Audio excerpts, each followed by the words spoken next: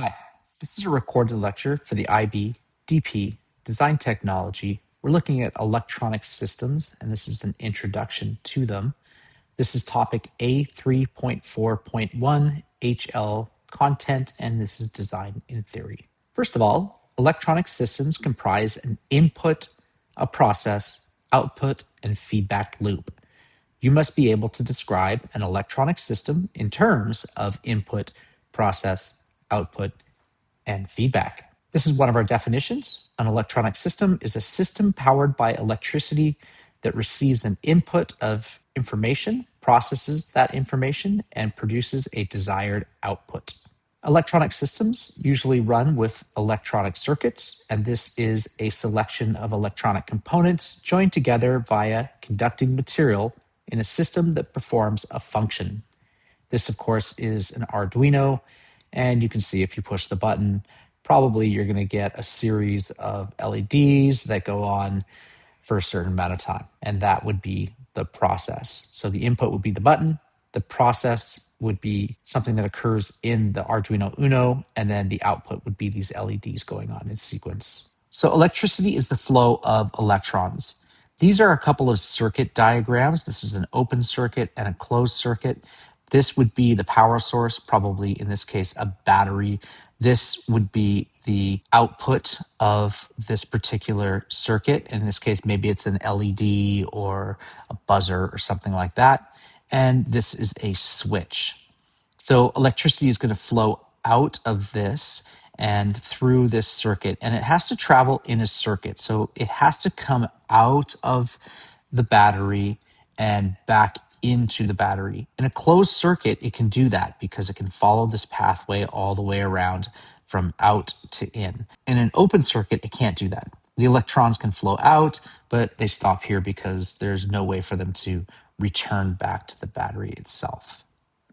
So this is an open circuit and a closed circuit. Essentially, an open circuit would be off and a closed circuit would be on. Inputs are what you put into a system. So just like the word says, it is what is put into a system. So input. And those can be things like buttons, light sensors, temperature sensors, sound sensors, motion sensors, or potentiometers.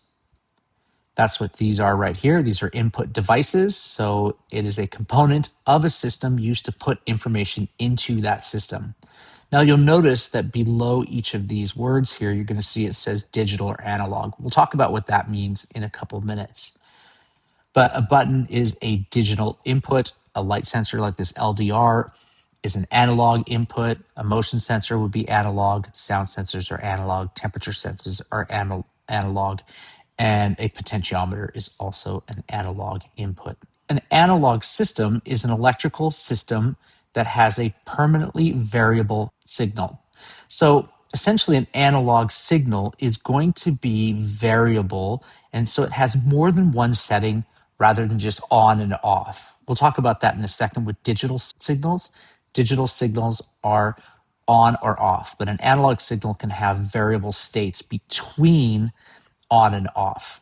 Like I said, a digital system is an electronic system that uses binary signals, so a 0 or a 1 or on and off. This is a digital signal and this is an analog signal. A binary digit is a digit that has a value of 0 or 1. When you see a switch like this, the 1 right here means that it is in an on state, and the 0 right here means that it is in an off state. This is not an I and an O, it is a 1 and a 0. Processing devices are components that are responsible for interpreting, manipulating, and storing data in an electronic system. So this could be, for instance, an Arduino Uno, another type of microcontroller, a microbit, Raspberry Pi.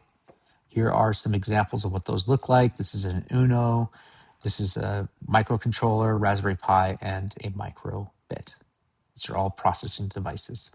An output is what comes out of a system. So for instance, it could be an LED, a speaker, a servo, a motor, an LCD display, or some sort of thing like a relay. You can see these here. And again, you'll notice that they are digital or analog. So an LED can be on or it can be off, and that's why it is a digital output. A speaker can be louder or quieter, and that's why it is an analog. A servo is a type of motor that will go between 0 and 180. Sometimes you see them with 0 to 360, but in those cases, it is an analog output because you have a variation between the 0 and the 180. A motor is also analog because you can change the speed of that motor. An LCD display is either on or off, and therefore it's digital, and same with a relay, which handles higher power. Feedback loops are essential elements to create a closed system.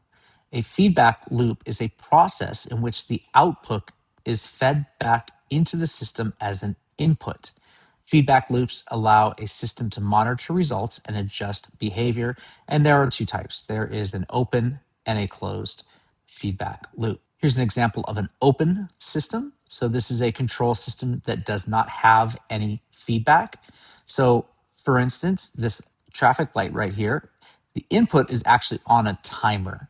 So there's a timer, and when that timer reaches a certain point, the microcontroller processes the signal and controls the light. The output will be the red, yellow, and green lights, and they turn off for specific predetermined times, but there's no feedback loop here.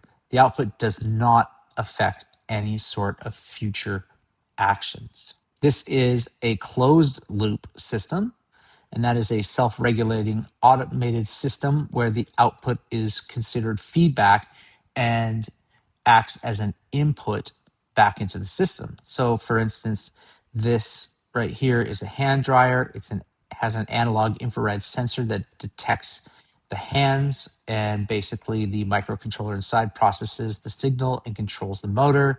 The output will be a motor and fan that produce warm air to dry your hands. And the sensor is continuously checking to see if the hands are present and then adjusts the airflow and time. Another closed system could be thermostats. In a thermostat, the input is the temperature sensor that measures the room temperature. The microcontroller compares that set temperature and decides on an action. So the output would be, for instance, if it was a heater, if the temperature is lower than its predetermined amount, then it's going to turn the heat on. If it's higher than the predetermined amount, then it will turn the heat off. And the same with the air conditioning. If the temperature is too high, the air conditioner will come on. If the temperature is low or at a certain predetermined point, it'll shut off. And the feedback loop is that temperature being measured and fed back into the system to adjust. Thank you for watching.